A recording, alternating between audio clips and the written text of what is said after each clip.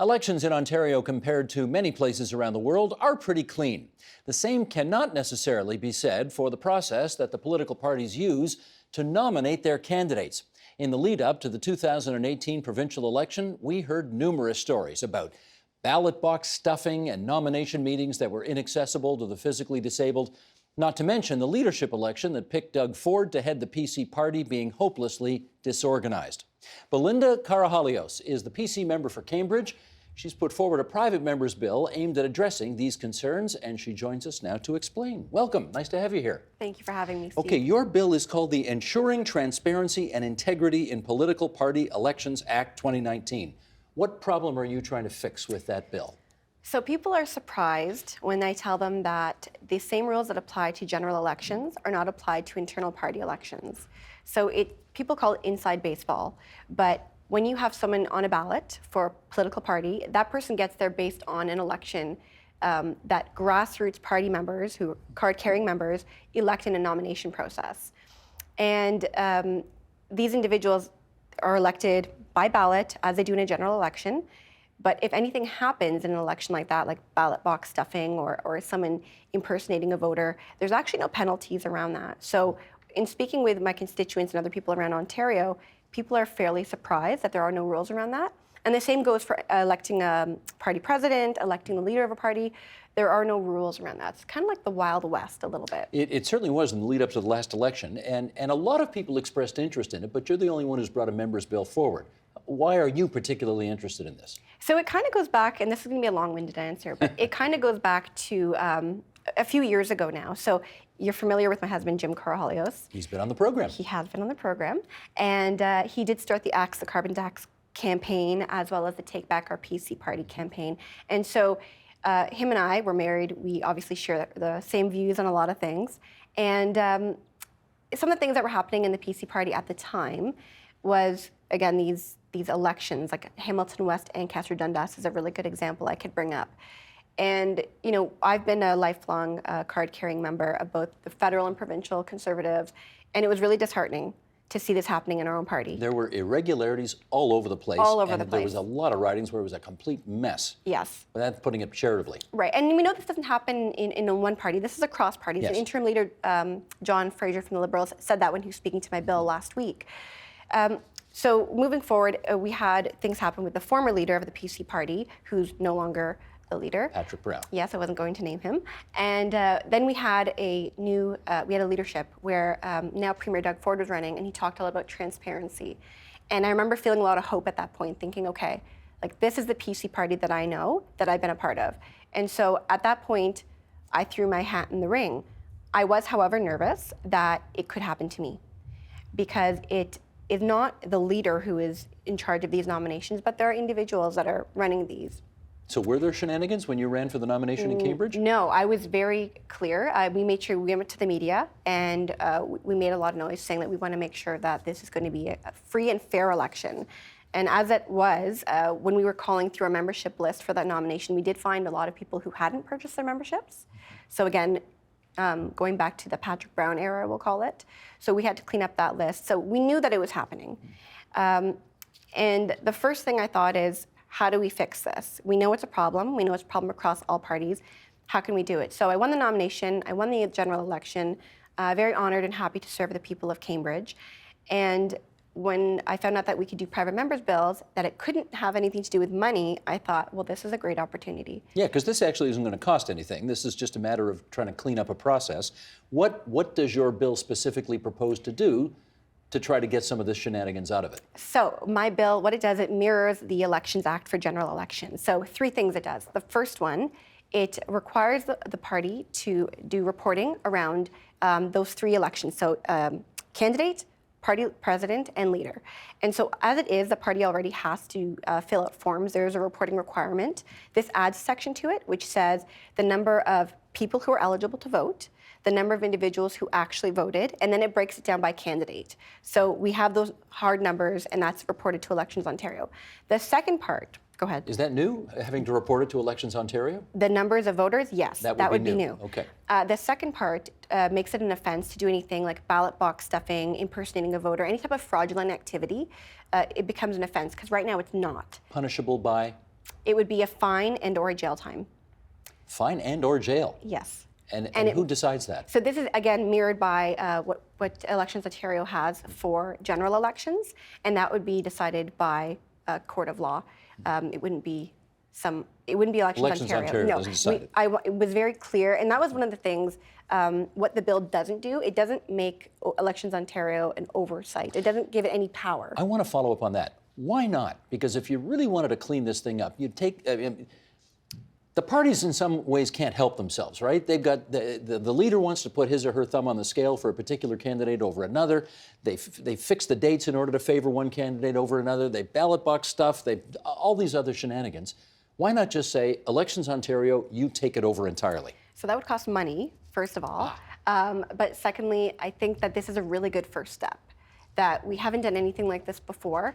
And in speaking with the Macdonald-Laurier Institute, Samara Canada, International Canada, and Fair Vote Canada, they all agree that this needs to be done, and this is a really good first step. I know they want, Macdonald-Laurier Institute, for example, wants us to go a little further, but it's going to committee, so hopefully they'll come speak to it and we can maybe go further on it.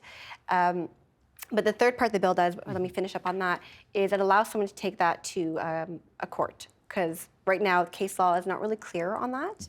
So it's very, again, it mirrors Elections Ontario law currently for general elections, really evens the playing field. And the biggest issue, people are losing trust in political institutions. And there was an Angus Reid poll that was conducted that says that. And we talk about not getting people involved, not getting women involved in politics.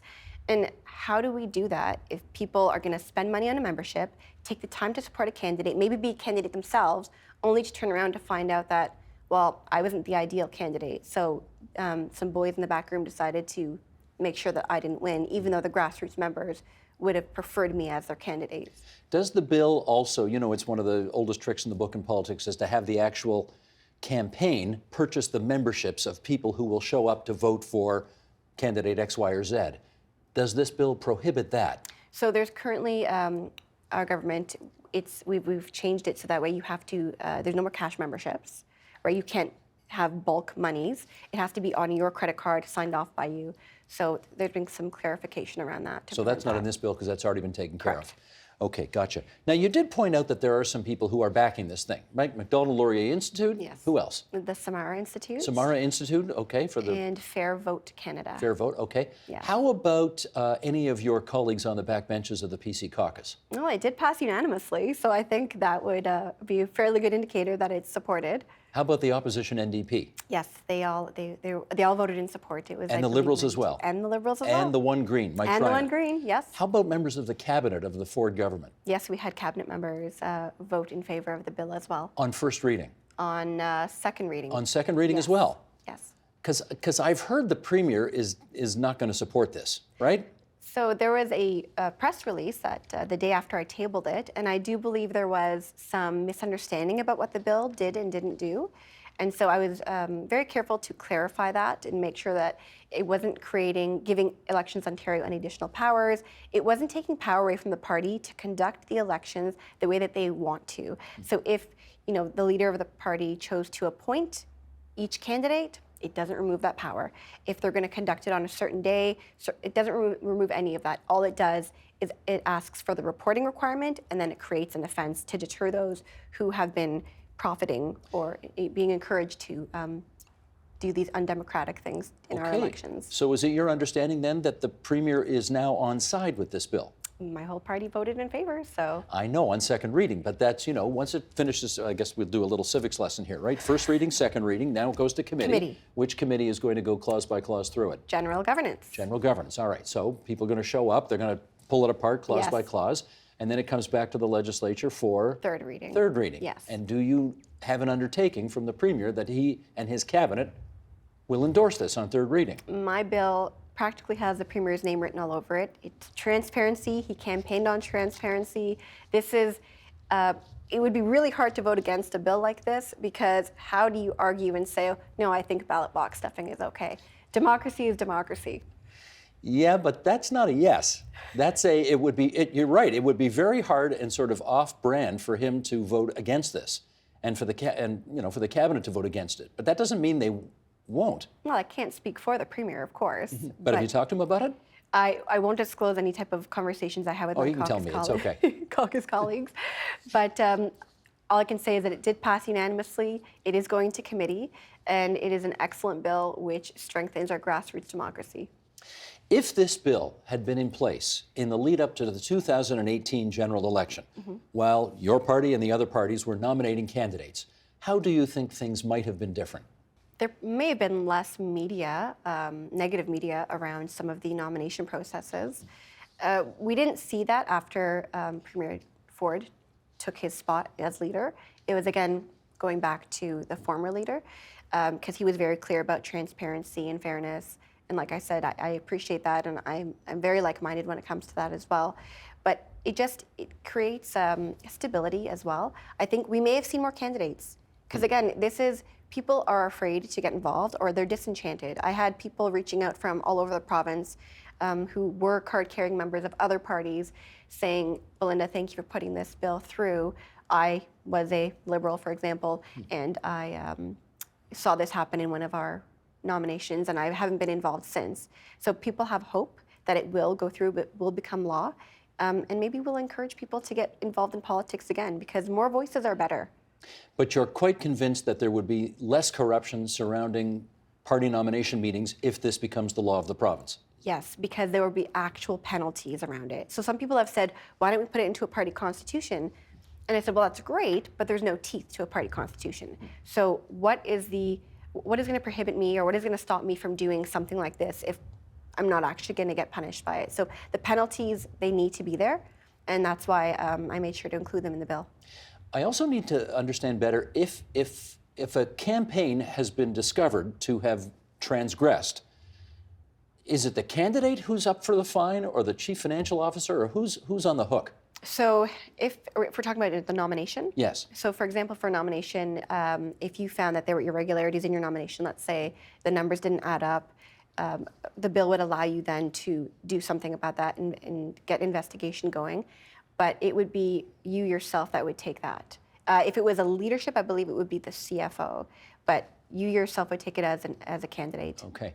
Did you vote in the leadership contest that ultimately picked Doug Ford? I did. You did. And what was your view about how, either clean or not, that whole process was? Because this bill would cover leadership elections as well. It would cover leadership as well. I think it could have been done better. I think a lot of people would agree with me on that. There was, there was the online portion. Some people weren't getting their paperwork in time.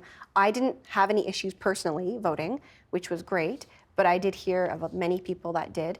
And again, anything that can clean up this process to encourage people to get involved, whether it's by voting or by running in these nominations, I think is really important.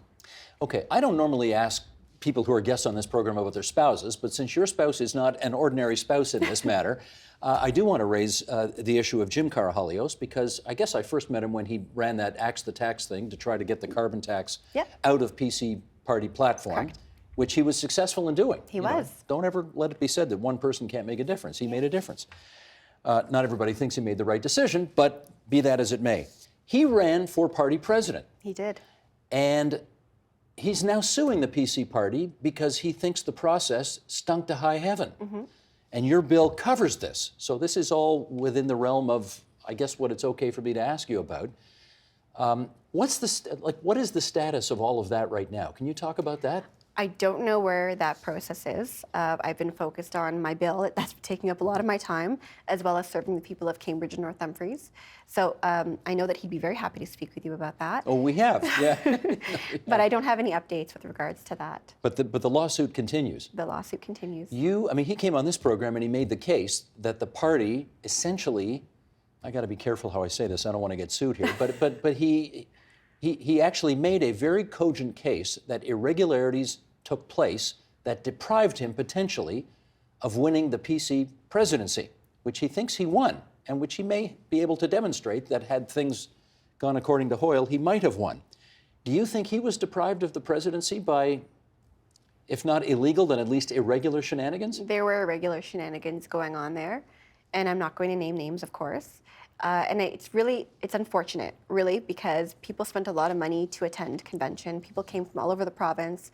They were paying to access it, paying to stay there, the travel, and it was just to have their voices silenced by having, again, those boys and gals in the back room deciding what the membership should have, it's disappointing.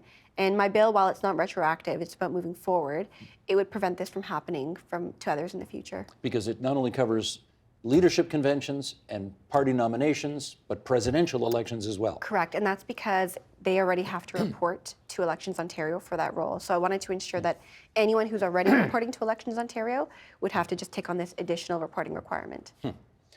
I guess they're not going to do a redo on that, are they? On the presidential election? I have no idea what they're going to do with that. But you're not pleased with the way it turned out? It's unfortunate. Yeah, it was unfortunate.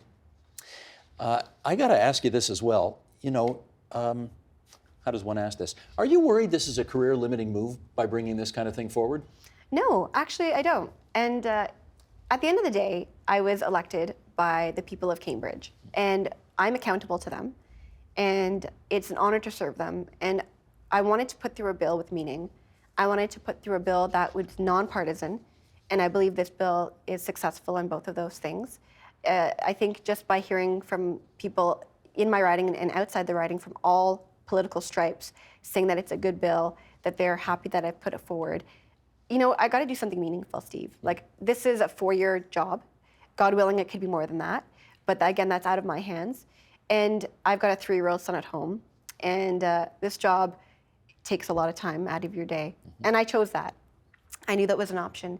But when he looks back and says, you know, Mom, why were you there so long? What did you do? I can tell him that I did something meaningful and I did something to make things better. Because at the end of the day, I think that's what people expect me to do. I'm not there to waste taxpayers' money and just warm a seat. I'm there to do something. No, for sure. But you have the choice of you know, picking this issue or 1,000 other ones that you could have championed. You picked this one. I did. Because? Because it was standing out. It was a stain on my party, the PC party, but on others as well. And you know, it happens, it gets in the media, and then we grumble about it, and then we forget about it. And then 4 years down the road, we start seeing it happening again. And I'm not saying that it will happen again, and we have a great leader in our party right now. But, you know, those who forget the past are doomed to repeat it. And we can't rely on the whim of a leader to have things, you know, above board. And I felt that this was necessary. No one's done it before. Why not now? And it's a great way for us to stand up and say, we know this happens, no more, not on our watch. And you know, the Liberals, they put through the cash for access, they put through legislation last session, and they had some issues with that. And no one came out saying, well, you know, what are you doing? This is controversial. They praised them and said, good, you realize that this is a bad thing. And we're putting restrictions on how much people can donate and the way that money is provided or donated to these leadership candidates and nomination contestants. And, you know, that became law and it was lauded. And I'm hoping that the same will be for this as well. We shall keep an eye on it and see what happens. It's gone through first reading, second reading, now to committee. Now to committee. We'll see if it comes back for third reading and a vote, and ultimately, of course, the Lieutenant Governor's signature, so it becomes law. Well, that would be wonderful. We shall see. That's you. Belinda Karahalios. She's the PC member for Cambridge, and we're grateful you spent some time with us at TVO tonight. Thank you for having me. The Agenda with Steve Paikin is brought to you by the Chartered Professional Accountants of Ontario. CPA Ontario is a regulator, an educator, a thought leader, and an advocate. We protect the public. We advance our profession. We guide our CPAs. We are CPA Ontario. And by viewers like you.